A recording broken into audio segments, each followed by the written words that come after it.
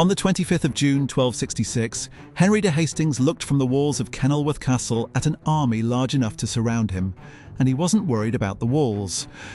Kenilworth sat behind one of the widest artificial lakes in England, a mere so large that trebuchets couldn't get within range. The castle held for 6 months against everything the crown threw at it. But something inside those walls was already running out, and it wasn't courage. By the end of this, you'll know what actually decides a medieval siege, because it usually isn't the fighting at the gate. Start with the water, because the setup here is stranger than it sounds. Kenilworth was almost entirely surrounded by a lake, and none of that lake was safe to drink. Moats and meres doubled as the castle's sewer in most medieval fortresses, catching runoff from privies and household waste, so the water ringing Hastings and his garrison on every side was, if anything, a hazard rather than a resource. The actual drinking water came from somewhere the besiegers outside could never reach.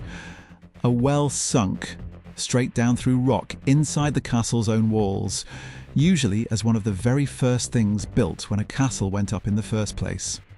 That order of construction wasn't an accident. External water sources, streams, springs, shared wells outside the walls, could be cut off or, worse, deliberately fouled. Attackers besieging a castle elsewhere in this period are recorded doing exactly that, dropping a decomposing animal or human body into an exposed water source to force a garrison out without a single arrow fired. A well sunk inside the walls solved that problem completely, because nothing outside the castle could reach it. Some castles pushed the logic to an extreme few visitors today would expect. Beeston Castle in Cheshire, built a few decades before Kenilworth's siege, has a well cut more than 350 feet straight down into the rock, one of the deepest in England, dug entirely by hand through solid stone because the water table sat that far below the crag it was built on.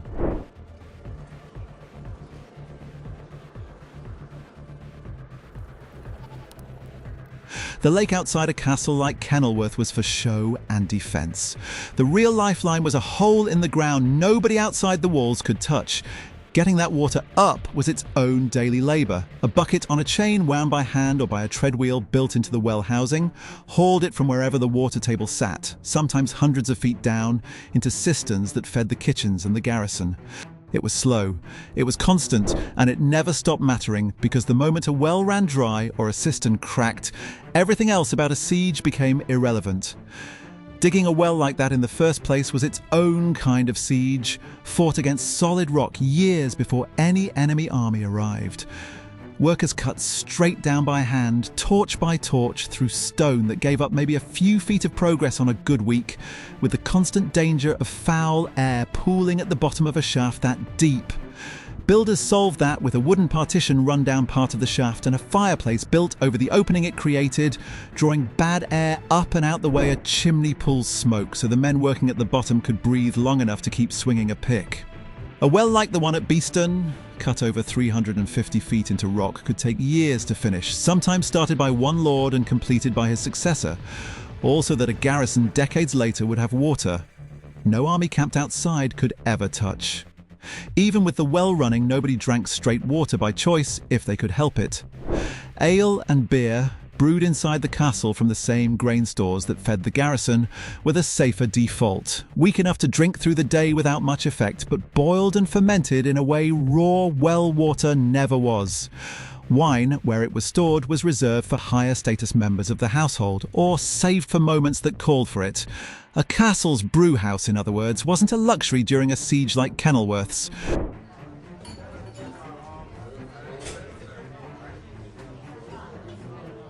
It was part of the water supply, running the whole time the walls held, converting grain that could have gone straight to bread into something the whole garrison could drink safely for months on end. Food worked on a different clock.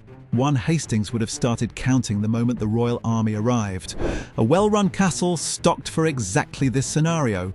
Grain in dry storage, salted and smoked meat hanging in the same kind of larders every peasant household used, just scaled up by 100 times over, and barrels of ale and beer brewed specifically because it was safer to drink than water of uncertain origin. The garrison Hastings commanded numbered somewhere around 1,200 people by the time the siege began, and that figure wasn't 1,200 soldiers. It included wives, children and servants who'd taken shelter behind the same walls, because a castle under siege didn't get to choose who it was feeding. That number changes how you have to picture the whole 6 months. 1,200 people is a small town, not a garrison, packed into a fortress built to hold a fraction of that for daily life and stretched to the absolute edge for something that dragged on this long. Every one of them ate from the same stores, drew from the same well, and produced the same waste that had nowhere outside the walls to go. Rationing wasn't announced with numbers on a chart, but it was felt in the hall every single day. Meals that started the siege as full portions of bread, salted meat, and pottage thinned out gradually as the weeks stretched past summer into autumn. The same slow tightening a household outside the walls would have recognized from a bad harvest, just compressed into months instead of a whole winter.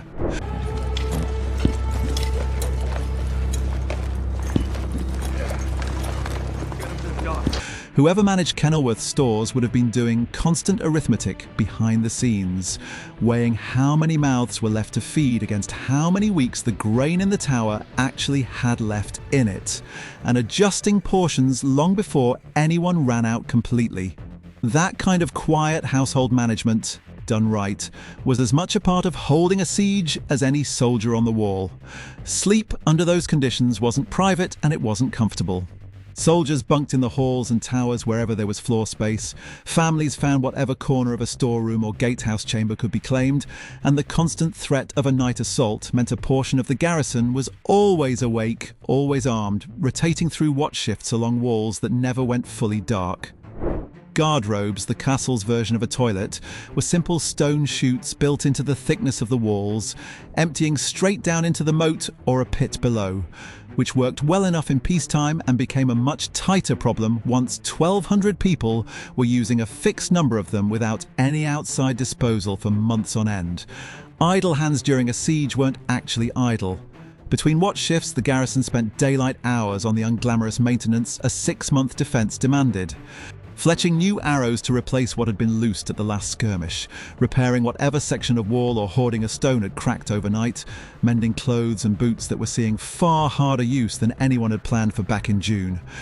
Blacksmiths inside the walls kept weapons and tools in working order without any outside supply of iron or charcoal coming in, which meant every horseshoe, every arrowhead, every mended hinge was drawn from whatever stock had been laid in before the gates closed.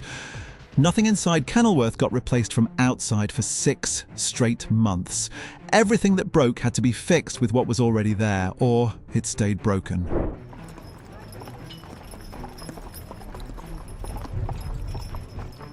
Clothing and washing followed the same closed-loop logic as everything else. Whatever wool and linen the garrison had brought in with them in June was what they still had in December, mended and remended as it wore through because there was no market day. No travelling merchant, no way to replace a torn cloak or a worn-out pair of boots except by fixing the ones already on hand. Bathing competed directly with drinking water for the same limited well output, which meant it lost that competition most days, and 1,200 people going without a proper wash for weeks at a stretch became one more small, cumulative strain layered on top of the food and the crowding, the kind of detail that never shows up in an account of trebuchets and barges, but that everyone actually inside the walls would have felt every single day. Boredom did its own quiet damage on top of that. A siege runs mostly on waiting, punctuated by short, sharp bursts of danger, and the royal army outside gave Hastings plenty of both to manage. Henry III's forces tried nearly everything the period's siege engineering offered. Trebuchets and mangonels bombarded the walls from as close as the lake allowed, which usually wasn't close enough to matter. An amphibious assault using barges hauled overland all the way from Chester specifically for this attack tried to cross the mere undercover and failed. Even a papal legate showed up to excommunicate the garrison from a safe hill overlooking the castle, a spiritual siege running alongside the physical one. None of it worked. The walls held through every method the Crown's engineers tried for month after month exactly the way a well-designed castle was supposed to. And that's the part that should have been the whole story. Kenilworth's defences did their job completely. The lake stopped the trebuchets, the walls stopped the assault. The well kept running and the garrison kept drinking clean water while the army outside camped in a valley that, if anything, had it worse for sanitation than the people they were besieging. If a siege were only decided by walls and engineering, Hastings should have simply outlasted Henry indefinitely. The excommunication mattered more than it might sound like to modern ears too. In a world where the church's authority ran alongside the crown's, being formally cut off from the sacraments while trapped behind walls with no way to reach a friendly priest was its own kind of pressure, a threat that worked on the soul instead of the body while the physical siege ground on outside. It didn't break Hastings any more than the trebuchets did. But it's one more example of how a medieval siege was fought on more fronts than the obvious one, wearing down a garrison's resolve through channels that never touched the walls at all. But food isn't infinite, no matter how well you've engineered everything else, and 1,200 people eat through a granary at a rate no castle architect could outbuild. By October, 4 months in, King Henry offered terms, the dictum of Kenilworth, letting the rebels buy back their confiscated lands at a steep price rather than lose everything. The garrison refused it, still confident, still holding. They fought on for 6 more weeks past that offer on stores that were quietly, arithmetically running out with every meal served to 1,200 mouths. What finally beat them wasn't a breach in the wall or a successful assault across the water. It was disease moving through a garrison packed shoulder to shoulder for half a year, spreading through exactly the kind of close quarters and strained sanitation that any siege eventually produces, no matter how good the wells and guardrobes were on day one, combined with a food supply that had simply finally run its course. Close confinement did to Kenilworth's garrison what it did to every crowded medieval population eventually. Turned minor illness into something that moved from person to person faster than it would have across a normal town, with nowhere to isolate the sick and no fresh air beyond whatever the walls let in.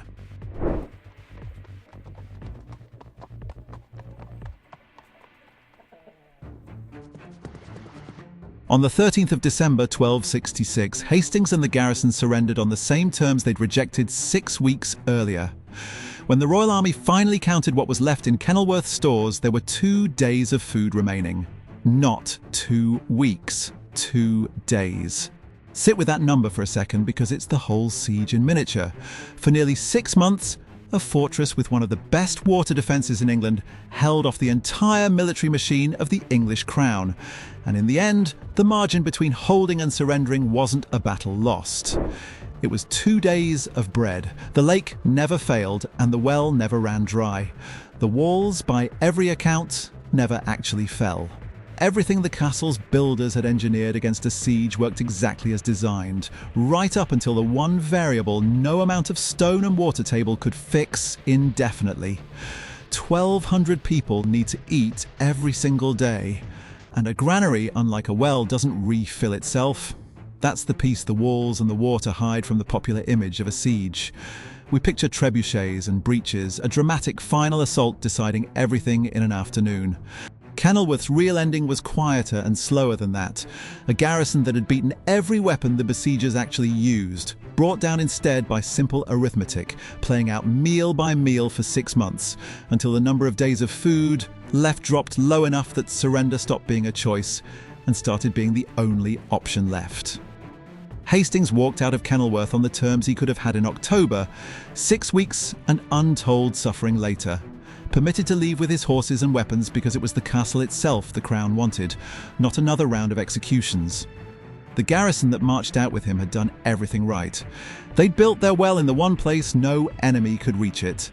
They'd stocked enough food to hold out longer than almost any siege in English history up to that point.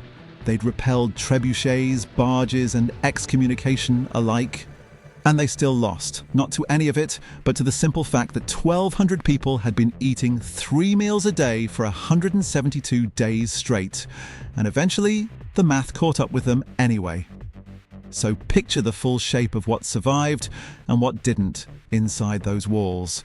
A well sunk deep enough into solid rock that no army camped outside could ever poison or cut it off. A granary and larder stocked to feed a small town for months, doled out a little thinner as the weeks dragged past October and into a cold December. 1,200 people sharing floor space, watch shifts, and a fixed number of guard robes built for a fraction of that number. Every siege engine the English crown owned thrown at a lake that swallowed the effort whole. And underneath all of it, the one clock nobody could stop. A store of grain shrinking a little further every single day, counting down to 2. Hastings couldn't have known the exact number on the day he refused Henry's first offer in October. Nobody inside those walls could have told you, with certainty, whether they had 10 weeks left or 20. That's the part a modern retelling flattens out, the not knowing, the daily gamble of holding out one more week without any way to check the math against the enemy's patience outside. They guessed, held, and lost that particular bet by the narrowest possible margin, a margin measured afterward in 2 days of bread rather than 2 months. If you've ever pictured a castle siege ending in a dramatic breach or a final desperate charge at the gate, Kenilworth is the reminder that most of them ended the way this one did instead. Not with the walls falling, but with someone, somewhere inside, counting what was left in the stores and doing the math on how many days that number actually bought.